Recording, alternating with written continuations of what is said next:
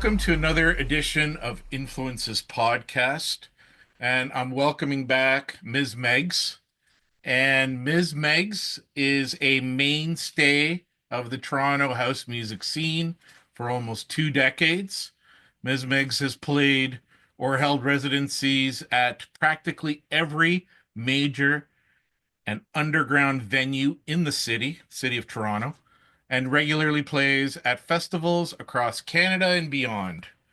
Her Thursday night residency at Insomnia, featuring an expertly curated rotation of guest DJs, is widely recognized as the premier midweek destination to hear the best house music.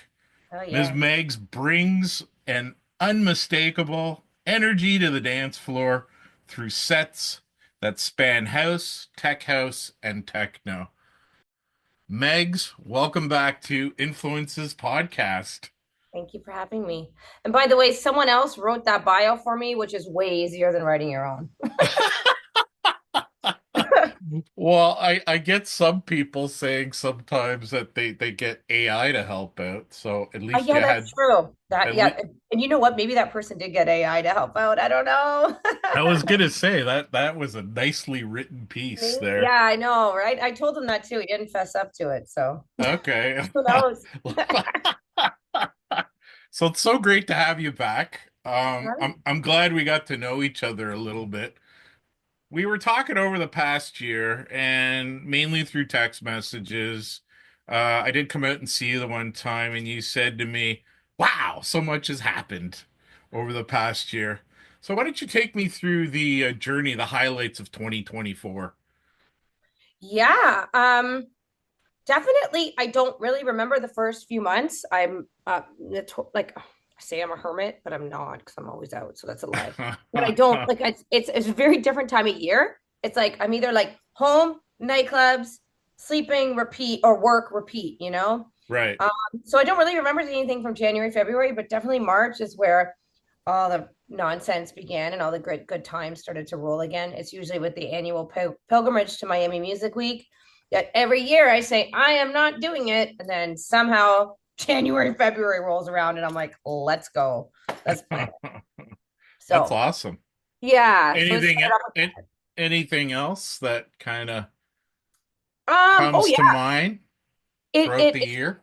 yeah, it started with that, and then it ended up in 9 cities between March and September.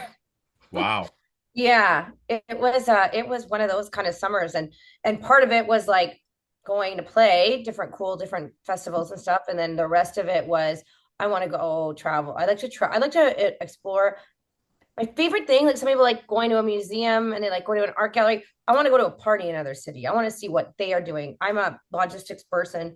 I'm an event planner by nature. I'm a DJ. So like I'm like, what are you guys doing? And also the best DJs are always in Europe in the summer. So you kind of got to follow them around, local dice, like I do. Um, like 3 times in like a week. So so I was in Torino in Italy for the Future Festival, which is I've gone the past 2 years in a row. It's been my favorite so far. I love the Italian people, the food, they're so nice, the music is so good. But that festival holds like 100,000 people.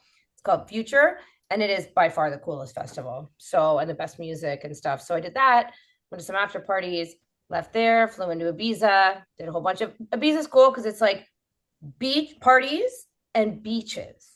So, and it's beautiful and the people are cool. So, like, you can kind of do, you get the best of everything there. Right. So, I wasn't there for long enough, like it always is, but that, like, my bank account still hates me. And then I went to Barcelona and I went to Brunch Electronic. It's every Sunday in Barcelona. And the cool thing is you can take the subway there.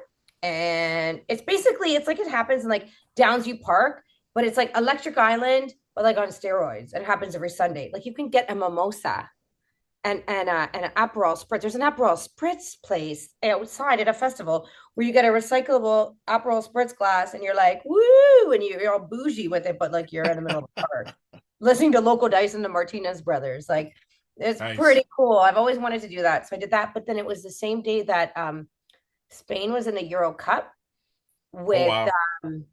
I forget. I don't follow soccer, but the people I'm with, dude. Sorry, guys. But it was we got they won and we were in the square in Catalina Square in Cataluna Square. I'm probably saying it wrong, but in Barcelona. So that was craziness. And then I came home and I was home for 2 weeks. And then I went to Future Forest Festival where I had probably the best set of my life. I had a very transformational experience. Um, I think part of it is because you don't have cell reception. Oh, there was a crazy hurricane. So it was the day I was going, and like I don't camp, but I party camp. But I also have friends that look after me because I don't know what to do. Um, like this hair doesn't do well, and it's a freaking hurricane. And me and my one of my best friends were going. She's a tattoo artist. Shout out to Andy Fisher. You should check this girl out. She's badass. And we were like, let's go. We're going, right? We're still like, I have to play. So we have to like go, but like you fly into Fredericton and then you take a, someone has to pick you up because there's no buses or anything. So you get a driver to pick you up and then you go drive 20 minutes and then you drive 20 minutes into the forest. So you're like on a dirt road into the forest where no one goes unless they're going to this venue, which is the Future Forest Festival. So you get in there and you're not getting out. There's no go. You don't want to, right? You can't even get out. Whether even if you have a car, like you still, it's just chaos. And so we go in, and it's like Woodstock, right? Wow. And this hair doesn't do well in rain. The rain stopped, but it was like mud. And here we are, the city girls, showing up with our suitcases at 11 p.m. at night in the dark. And there's no cell service. There's nothing. And we're like, hey, do you know where our friends are? And they're like, and our friends have a camp that they call Camp Intense, like intense, but intense, Oh, like dig, on dig. words. Yeah, So like, that's hey, do you guys know where? Because you can't call them because there's no cell reception. Like they were their suitcases. Do you know where Camp Intense is? And they're like, there's tents everywhere, girls. We're like, oh. Sure enough, 2 seconds later, one of our friends rolls by on an ATV. Like, oh, girls, you're here, perfect. Like, just so happens. You ask the forest and it provides. So wow. anyways, we found them. We went out and it was like hills and I wouldn't go down to the main stage, not the main stage, but the third stage because it was like a sledged hill. And like I don't do well on normal ground on running shoes. Like I'm clumsy. And I'm like, I can't. And I'm like holding my abs, like trying to, and it's just mud, but they're going around sprinkling like woodchucks all over everywhere to like absorb it. And then 5 a.m. hits, and sure enough, it starts to rain. And I'm like, oh no. So we go back to our tent and we're lying there, me and we go back to our camp and we're hanging out with everyone. Then it really starts to come down. I'm like, oh, I'm scared. So I'm like, we go into our tent, me and my friend, and we're like, die. Like, there's a hurricane. Right? We think that, but I can still hear somewhere a bass band going boom, boom, boom. I'm like, okay, well, if it was really a hurricane, they wouldn't still be playing music on one of Wow. the stages. And so we ended up like like all right, well, I guess this is it. Like Hurricane Debbie, well, we're calling her Debbie Downer. Debbie Downer's gonna get us. Like it's just gonna we're in like the bush. Sorry, I didn't tell my mom. Like I talked to my mom. I should have said goodbye. Like and woke up and the sun was out and it was the most beautiful next 3 days of my life. I had such a great time. I played Wow. probably the best set of my life. It's actually gonna be broadcasted on YouTube, so I'll share it with you. Oh, cool. Yeah, please do. Yeah, it was cool. And then I came home and then I left again. I went to New York for a vacation with my partner. And then I came back and the next morning I left for another festival in the East Coast in Halifax. I was not in Toronto. I went there, had the best time at Electric Pines, which is another dope festival. You should definitely check these festivals out. East Coast knows what's up. I don't camp, but I want to camp when I'm there because it's part of the experience, I right? don't know if I'd last, man. I'm I not a wouldn't camper either. You either. send me out to Algonquin and get me. No, I'm scared, and I'm Well, you not. you had help, you see, so Yeah, you need help. You need those East Coasters. They will take you under the wing, and they will be your best friend, and they treat you like family. They're the most wonderful yeah. people. Yeah, Um, no, they're awesome. yeah. So then I was there, and then I came home for a couple weeks, and then I went to BC with my partner. We had a little BC trip where we just didn't tell him we were going, ran away, and went to spas and ate dinners and Yeah. stuff, which was cool. So Well, that's cities, and that's what I mean. So much had happened, and at the same time, I was running my night at insomnia, and doing all sorts of other stuff. So, and working. Yeah. No, that's a full lineup. One Yeah. thing we didn't talk about last Yeah. time is what you actually did for a day job. What Yeah. is it that you do, and how has that helped you in your DJing? Well, I'm an event planner. I plan over 100 events a year, and we do they're more professional events. They're definitely not on the music scale. I would say it maybe not help me in terms of my DJing, but as far as like the admin side, as in like organizing, logistics, running my own events, doing my own bookings, bringing in, talent, I do it on a very professional side that's not music is still professional, but you know what I mean? It's for business professionals. It's not for musicians. So it's kind of the same thing. And where they both really helped me was oddly enough, during the pandemic when everything shut down, we had to move things in person to online. And that's where I had to learn a lot of the tech, like what people do for like Twitch and whatever. And I had to get like my geeky friends to teach me because I'm a huge nerd of this stuff. I love it.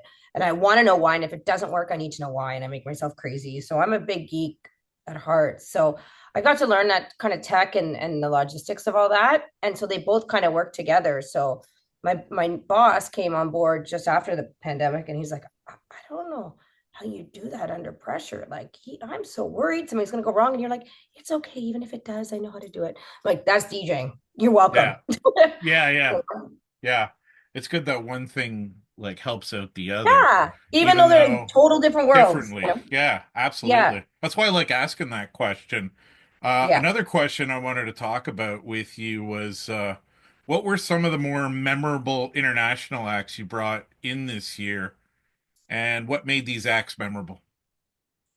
Uh, you know, I was thinking about this the other day, and there is a DJ with the name of Crucy who he's from Spain. He's part of the Tool Room crew. He does a lot of releases on there. He is the nicest guy and the most talented guy. And this guy is spitting out releases. And I started like connecting with his agent, I guess a year ago, Right, and was like, do people in Toronto really? Oh yeah, people know him. The guys, people know him. The pace was slam the first. He played at Comfort Zone the first time, right. and I didn't play, but I was there. And before I got there, I had people messaging me being like, "This place is a zoo," and I'm like, "Whoa!" And so now he plays at Comfort Zone 3 times a year, Wow. and he's actually playing here this Saturday. So I'm super stoked to see him. And he's also the nicest guy ever. And he's a big advocate for Comfort Zone because a lot of these guys, they go and they play, oh, girls, I apologize, girls and guys, but when they, We'll you get know, to that in a few right. questions. Yeah. But I also call, hey guys, I'll say to my group of girlfriends, hey Yeah. guys, then I found out you can't say that. And I'm like, oh, and I'm like, ooh, but I still say it. I catch myself all the time. It's a hard one. I call everyone We're guys myself. yeah, I find myself doing that as well. Yeah, and But I guess it's not. yeah. I mean, I really don't care if someone says it to me, but someone might not be okay with it. It's Yeah. like, all right, guys and Absolutely. girls, or guys and gals, or whatever. But still, it's to me, it's still guys. It's still hard. Right, right, right, I've right. said that my whole life, so it's hard to kind of change your language sometimes. Absolutely. But what was I gonna say? I forgot, lost my train of thought. But You were talking about the Spanish DJ that came yeah, in, and he's yeah, coming. Yeah, go ahead. yeah, he's so oh, I know. I'm talking about people that come from Europe, especially these big Right. names, that they play these big huge clubs, and like, yeah, it's so wonderful and glorious and like woohoo, like bottle service and whatever, but some of them just want to get back to basics and play an underground venue. Yeah. And that's what Comfort Zone is. Like they don't sell alcohol, they don't they don't have the bells and whistles. They have a pretty cool lighting system, but it kind of reminds you of like a basement, like a warehouse, not a basement, but like a warehouse kind of a vibe. Right, right, right. And any DJs that are from out of town that I've spoken to said you have a really nice one of them, I'm not going to name them because I call them out, but they said you have a very refreshing crowd there. There's a very refreshing crowd, and that it's nice to not have the bells and whistles. Well, this person didn't say that, but other ones have, that it's nice to have the bells and the not have the bells and the whistles and their name up on a big screen. They just want to play a party, like an underground party. And and Crucy especially really like that about it. So he's been kind of, he connected Comfort Zone to Oscar L, who Yeah. I personally really enjoyed his set. Technasia and Carla Leo on Halloween were amazing. Oh, and Maxine and Stefano Noferini. It was my birthday party. And I'm not just saying that because it was my birthday. It could have been a Wednesday, but that vibe was on another level. And the music and the two, Comfort Zone likes to do double headliners, and the two headliners together really complemented each other. And the music was so good that night. That's awesome. Yeah, Yeah. and like saying about bringing people in and whatnot, Yeah. I'm I've been following along on your social media, and Yeah. it's been blowing up recently with promoting shows. I'm just wondering if you're thinking of making that switch from DJing to promoting anytime soon. It actually interesting because I used to promote a lot, and that promotions is kind of my promotional style or whatever you want to call it, back 10, 15, even 20 years ago was part of the reason why I got opportunities to DJ was because I was bringing out 100 people a night. I did have an email list. I did do that hustle. I hate that word, but I did do that hustle. And like that really actually helped me as a DJ. Right. I find a lot of people are lacking, and it sucks because you want to DJ and you want to do your art, but you kind of has to this day and age, unfortunately, there's so much competition, right? Back then there wasn't a lot of competition. Now there's so much competition and there's so many people DJing, and a lot of it is because the technology is way more accessible, and social media and stuff. Before you used to have a manager and have to pay for a website. Now you can just go and make an Instagram account. Right, right. So it's a lot more accessible, which is not a bad thing at all. It's a good thing, but you have to set yourself apart and you have to be able to bring a crowd. And that's what I used to do. And so when I started DJing it, the promotional side actually really helped me grow my audience quickly.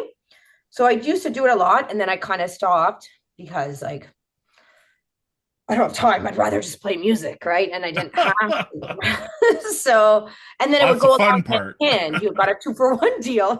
Right, right, right. Like Two pizza, for one 2-for-1 special. pizza over here.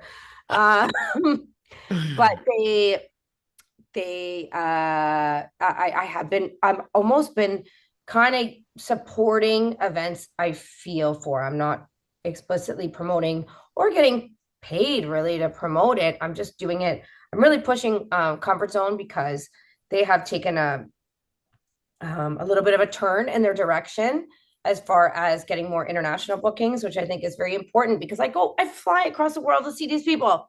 Okay, you know how much money that costs me? And Lots. I want to see them here, damn it. Yeah, So exactly.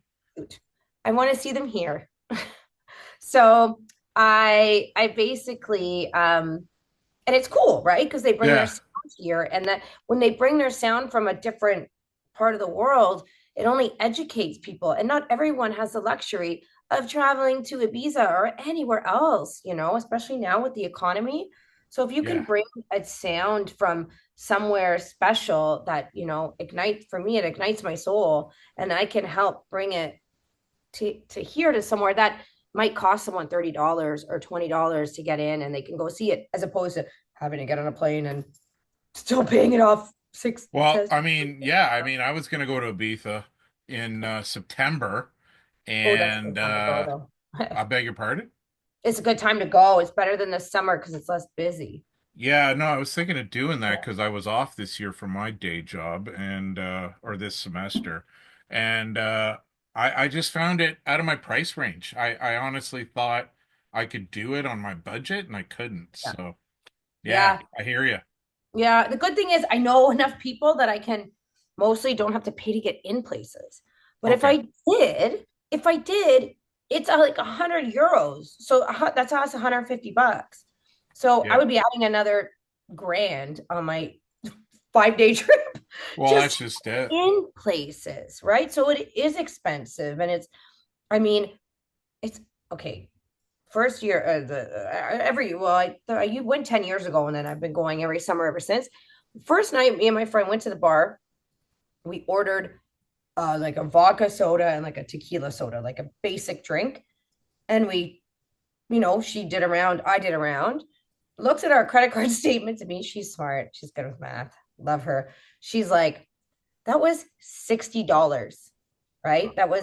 It was 20 euros each. So 30 bucks times two, $60 Canadian. Wow. She's like, all right, you're buying the next round and then we're done because Yeah. it's just not worth it. No. So I'm glad you're bringing them here. Yeah. So I'm bring them also here. Let everyone else experience that, right? absolutely.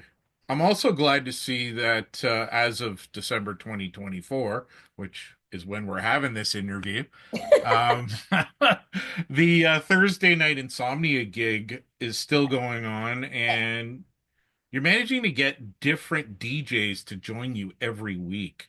And I think that's awesome. How do you choose the DJs to join you on that night? Is there some sort of an audition that they go through? Or No. is it just friends or people you might DJ with? Like, how does that all come about? For the most part, the friends. I haven't booked a stranger yet. And that's what baffles my mind is like when I first started it in September 2023, it was just me for 4 hours, right? And then they got some proper gear. By the way, they just upgraded the sound system, so it sounds way better than the time you were there. So there you go. Really?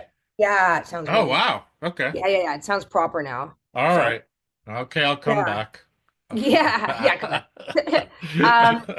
And actually, next Thursday will be my 1 year anniversary of having Ms. Megs and Friends. Is when they brought proper equipment. I asked for a bigger budget, and I said, like, let's stimulate this economy, our economy, pay some artists, give them put money in their pockets, and also you can get more bodies in the door because I can only do so much every Thursday asking the same people to come do the same thing, right?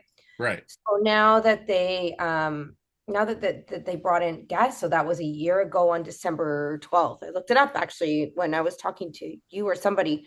I was trying to like, oh shoot, that 1 year anniversary is soon, and it's next week. And it's at first I was like, okay, yes, friends, my boyfriend, my friends, you know what I mean? Like, and then I really wanted to focus on women. And I'm like, not I hate tokenism, but I feel like I have enough, there's enough women in my life that are good DJs, whether people know them or not, that I could, at least do it every second week and do like that gender parity thing, right? Right. Which I wanted to do intentionally at first last December. And then it just started happening naturally. And now I don't even need to think about it and it happens. And even if it doesn't happen every second week, it'll be like two guys, like I don't even need to do it. And I really don't understand where like it just happens from talent and the people I surround myself with. And the people that I pick are people that come, they show up, or I've known about them and I respect their music and we've had dance floor conversations. You know what I mean? Like they're not you can email me 8,000 times your mix. I'm not going to book you. I need to have a moment with you. I need to share an experience with you. We need to have a conversation. And insomnia is really cool for that because you can actually have a conversation, right? Yeah, It's not yeah, like when you're DJing at Coda and you're like, yeah, and then there's yeah, like you can't talk and you're like, what? Yeah, and you yeah, pretend, you know yeah. what I mean? No, No, it's a really cool vibe there for it's sure. cool, right? And Yeah, it's like you can chill. So I need to have a vibe with someone, whether it's present, past, present, or future. right. I want to have a vibe with you, and I want to respect you as an artist. Now it's just, do I have a vibe with you, and are you play good music? Okay, like for example, you and I have had a moment, we've talked, right? Yeah. But you don't know how I DJ or you've No, I never don't. heard me, right? So No. how do you get to know that Oh, I part need of to it? hear you live. Okay. All I haven't right. heard you live. Yeah, everyone I've ever heard, I've heard live. So have I heard you live? And that might be my fault, right? Because I don't go out to everything. I mean, I don't even know how I function normally as I am. So, if that's probably a barrier as I don't hear a lot of people. But yeah, I definitely had to have heard you before. Or have Natale will vouch for you. He helps me with flip side. He knows some people. He knows a lot of people. And so if he vouches for them, but yeah, you know what? I don't know. I've only done that a couple times for him. Yeah, no, I'm that's why I asked the question because yeah, a lot of people watch the program, right. they're up and coming DJs, but if they don't get enough live action, right? They Yeah. don't get enough live gigs. How do they get gigs, period, right? So that's why I asked you that question. No, that's true. How do they? Because I was like I could be your best friend, you and I get along, Yeah. but and this might just be all show for you, Yeah. but I mean, how do we go to the next step? I mean, I'm not applying for a job or anything like that. No, no, I'm no. just asking a question that a lot of No. young DJs have asked me. Yeah, you know what? Another thing is like there's people that will reach out to me and maybe I've seen them on another lineup. You know, I know they're active in the community. I want to see that they're active in the community. But also like do they like a lot of people, some people they just they don't want to go out and do the work and network and meet people. And I get that some people are not socially, yeah, I'm a very social person, right? I'm like, "Ah," like if I'm Yeah, not see humans on, I'm a very different person.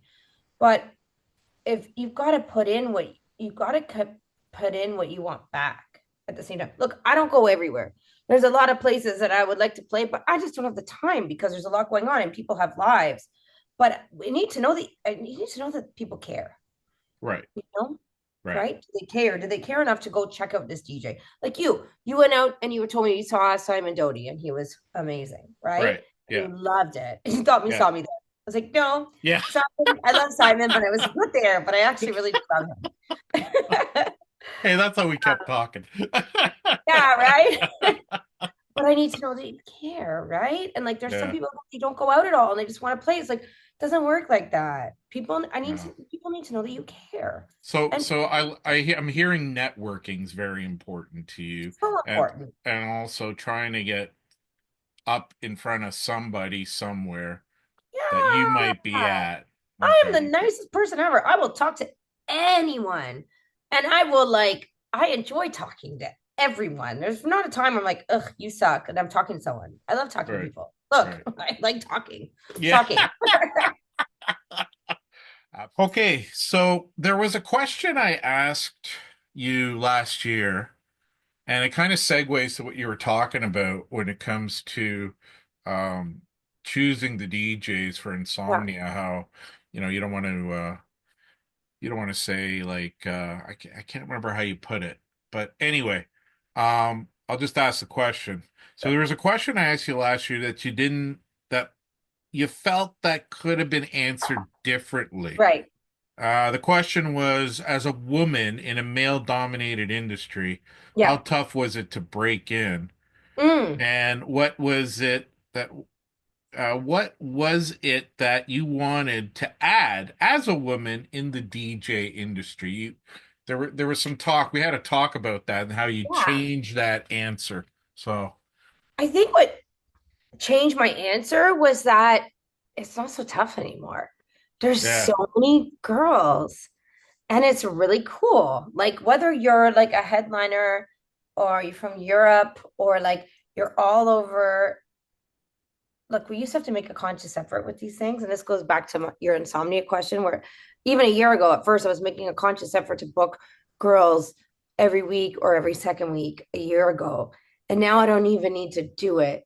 And I'm booking talented women. I don't like tokenism, right? Like it really bothers me because I've been that token many times. tokenism. That was the word I was Yeah, grasping tokenism. for. Thanks. Yeah, and I've been that token and I don't like it.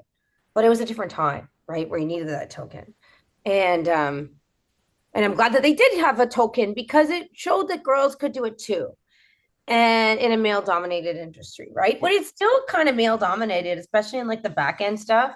But I Okay. do feel like as a DJ, there's people like Joanne, Sydney Blue, she did 23 by 23 and she wanted to have 23% of women in on record labels by the year 2023.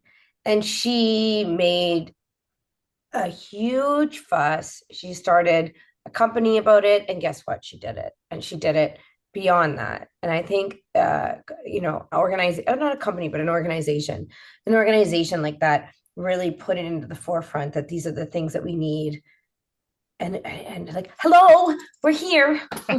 Just girls, Well, we're dorks. you But know, um, after you, sorry, go ahead. no, no, no, no, go. Yeah, no, after I asked you that question and then we talked later about that answer, Yeah, I started looking at the lineup I did for season one, and most of them are women. right. And it Yeah, wasn't on purpose, was it? no, it wasn't. It was very No. few male DJs, and Yeah. so far, I mean, you're my second interview here for season two at this point, and you're a woman, and my first one was a woman too. So, I kind of agree with you, that it's not about the token, No. it's about the talent behind it, and Talent. you don't even look at the gender anymore. So it's No. interesting. That's what I meant. I was like, whoa, right? Because like a year ago, I was trying to make a conscious effort on these things, and now I'm not. And like if you even look at like lineups, I mean, some are really doing a bad job, and I try not to do it anymore. Where you're like, on the same weekend is, there doesn't need to be gender parity. I don't like to get into gender politics, because it should just happen naturally. And I Right, think we're at a point in this industry where it is happening naturally, or you have to put a little bit more thought into it, and then it's open, right? right. Like, and maybe it doesn't need to be, just put some care and some thought into it. And guess what? It's right there under your nose. And that's what kind of Absolutely. happened to me with insomnia, which was really nice. At first, I was like, yeah. And then I was like, oh, like, actually, the people I want to book just happen to be girls. And like, cool. Right, right, right. No, that's really cool. I always look forward to Change the those. beat. 23 by 23. They changed the name to change the beat for the organization that Sydney Blue started to get more 23% of women by 23, because guess what? It's 2024, it's almost 2025. And they Yeah, succeeded that. So it's called Change the Beat now. And right. they do such wonderful work. And it's things like that. You just have to think about it for a second. That's it. Absolutely. That's it. Yeah. So your partner is a Yes. pretty famous DJ and Yep. producer here in Yep. Toronto and around the world. Yep. MC Flipside. You two play a lot of parties together, and he helps you with the insomnia gig, I understand. Yep. What's it like to have a partner that's in the same industry as you, working side by side with them? You know what's funny is he might actually walk in the door like any given moment from work, which would be I like, hope he does. That would be a I hope great so moment too. for the show. He just ran a live stream from the P6 studio, so he's all interview fresh. So you might get a candid. His name is Natale, but a lot of people call him Mike Perry because it's his Facebook name. But anyways, Okay. um, you know what's really good about that? And I noticed like this year where I was away a lot, that I could trust him to take over my night in insomnia. I'm a big believer in, if you want it done right, you do it yourself. So I wanted, I had to do my night, and I was like, how do I go away with my night going on? And he's like, well, I'll take it over.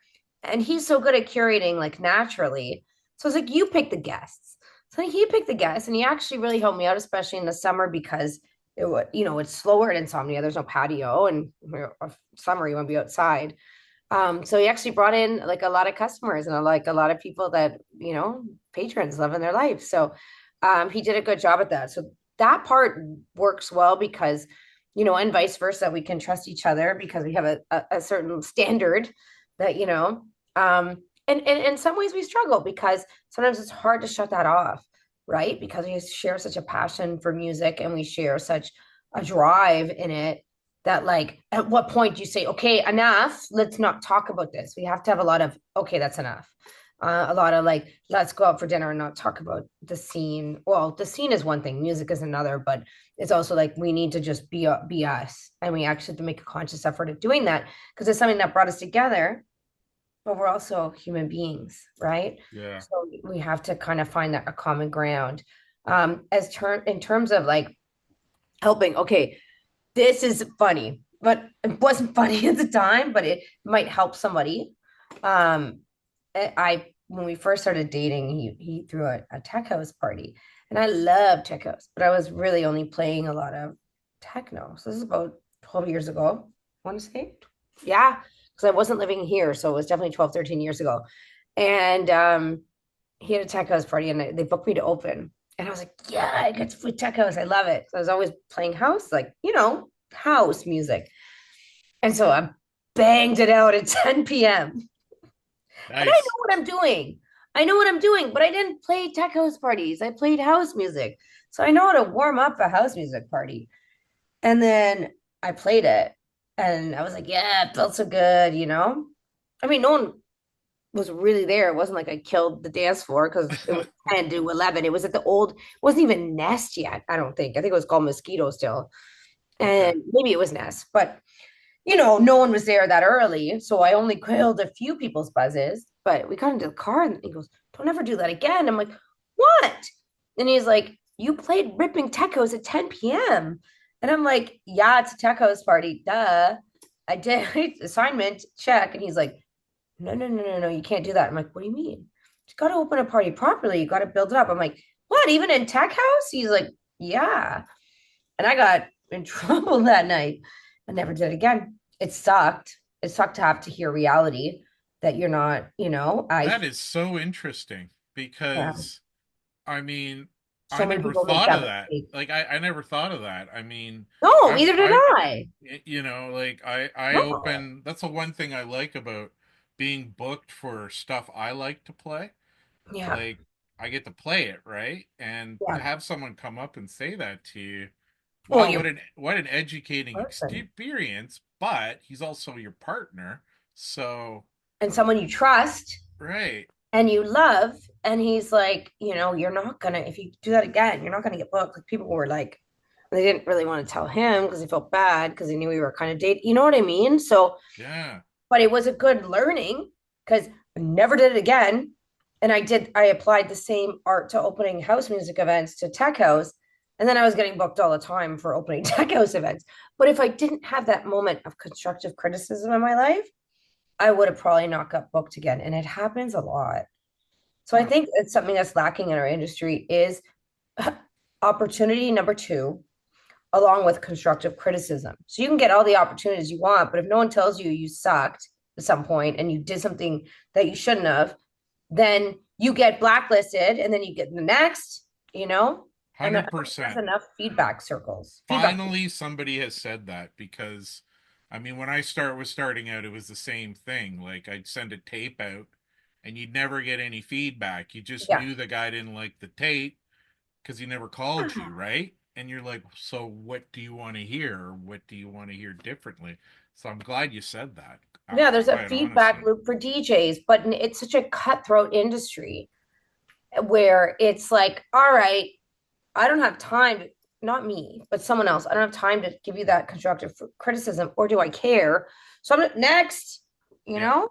Whereas flip side of Natale, he at least had the decency to not break up with me that night and be like, you didn't do, you don't ever do that again, or you're never going to get booked. And actually gave me honestly, that was the best piece of constructive criticism my whole career. I Wow. don't know if I told him that. Well, Probably should. he should watch the show then. Yeah, right. He'd be like, wow, I never knew that. I'm like, oh yeah, Maybe you could learn something about him if he comes on the program, right? maybe. You never know. He might walk through that door.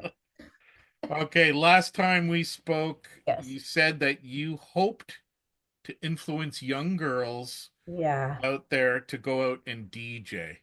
What Yes. would you say to these girls if they asked you how to get a paying gig? How would you mentor them? Okay, number one, every gig should be paid, right? Right. If No? someone isn't willing to pay you for your time in a place where everybody else gets paid, then that's problem number one. And also when people do that, they undercut the people that are getting paid too, right? Because someone will be used to getting paid X amount of dollars. And I mean, this is a hard thing because I need to ask a couple people for a raise and I haven't yet. So I get it. Um, whether you're male or female, it's the same thing. Like there's, a couple instances where I've heard of people paying to play. Can I play at your venue? I'll pay you $100 Wow. or $50, which is absolutely disgusting because they get booked and then the person that is actually should be playing in that time, there's only X amount of time slots in one venue. There's what, 4, 5, 6 time slots in a night, depending on how you slice and dice it, times X amount of venues in a city that you actually are cool to play at, and then you add the cheesy ones that are just come along with it, and then add the cool warehousey ones that aren't every weekly. There's probably 50 slots in the underground at the very most to go around. So on any given night, actually, that's over. I'm not good at math. It's probably more like 25, Okay. 30, and then there's the cheesy ones that we don't actually go to, like the whatever. But the for as far as the underground goes, it's probably 20 to 30 slots. Actually, you're right. I'm right. 20 to 30 slots a night on any given Friday or Saturday. And in a week, that's 8 to 10, 20 to 40, right? And like, because you got to think these clubs, these venues aren't open every night of the week, right? So if they can save $200, $300, $400 and not pay a DJ, that's someone that says, like, I can do this. I don't need to pay, you don't need to pay me. Or not only that, I'll pay you. They're going to do it, especially if they're hurting. Yeah. Then that sucks for the person that got a payment last week for doing it. And they're sitting home wondering, did I screw up? And they didn't, just someone else rolled up with the 50. Yeah. Like it's so know your worth. If they don't know your worth, they're not worth it. Right. Right. So, be network, go out. You obviously can't go everywhere because there's a lot of places to go and a lot of little like niche crews and a lot of stuff going on. I would love, people ask me all the time, how do you do it all the time? Right. Like, and I feel like everywhere I want to be, I'm not quite there. I can't go because I don't have enough time. Right. And I don't have enough energy, and so I'm not even at my full capacity. But meanwhile, everyone else is like, "How do you do that, Megan?" Right. I'm like, "I don't know, let's do it." But so I feel like give as much as you want to get out of it, give into it. If you don't care, then whatever. But if you really want to be a part of the community, make yourself a part of the community. It's a very welcoming community. It's an extremely, whether you're a DJ or not, or you're a dance floor warrior, you're whatever, it's a very welcoming community. You can literally brush up with someone, nudge them on the dance floor, become their best friend in 2 seconds. It's something I've learned in 30 years, 25 years, almost 30 years of being in this space of just being a partier, because you can make friends with almost anyone. Right. And if they don't want to be your friend, then beat it, because this is a very welcoming environment. So be a part of the community, give what you want to get back. And if you can't, then that's okay. Just don't expect that. Know your worth, get your money, and don't let anyone, I'm still learning these lessons. I am like, oh yeah, I know what's going on. I really don't know. I'm still learning. I'm learning how to deal with different aspects of this industry, and it's not always nice. It's not always wonderful. But at the end of the day, if you can make a dance floor happy, that is the best feeling. Nothing like it. Nothing like it. Nothing like it. Whether you're behind the decks or behind the scenes, you're like, I did this, and this is for you. Right. And that's nice. Megs, thanks once again for being on Influences Podcast. Always happy to talk to you and have you on the program. And I wish you well.